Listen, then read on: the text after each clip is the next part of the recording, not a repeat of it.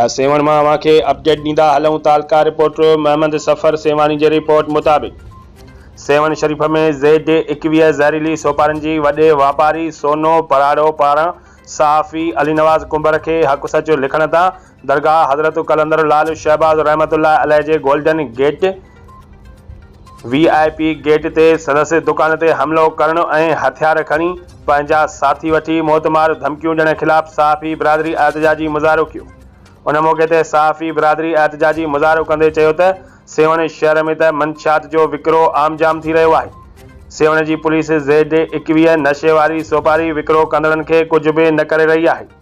जॾहिं त को सहाफ़ी ज़हरीली सोपारी विकिरो कंदड़नि ख़िलाफ़ ख़बरूं हलाइनि था त उन्हनि सहाफ़ी भाइरनि खे धमकायो वञे थो, उन्हनि ते हमिलो करायो वञे थो, उन्हनि खे धमकियूं ॾिनियूं वञनि थियूं। सेवन शहर में ज़हरीली Z21 सोपारनि जो विकिरो सेवन जे नौजवान नस्लनि खे तबाह करे छॾियो आहे।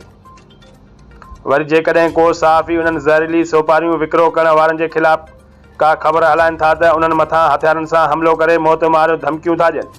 सहाफ़ियुनि वधीक एहतजाजी मुज़ाहिरो कंदे DIG Hyderabad, SSP Jamshoro, ASP seven ऐं SHO सेवन खां मुतालबो कयो त फौरी तौर ते हिन ज़हरीली सोपारनि जे वापारनि खे गिरफ़्तार करे नौजवान नस्ल बचायो वञे ऐं सहाफ़ियुनि सां इंसाफ़ कयो वञे।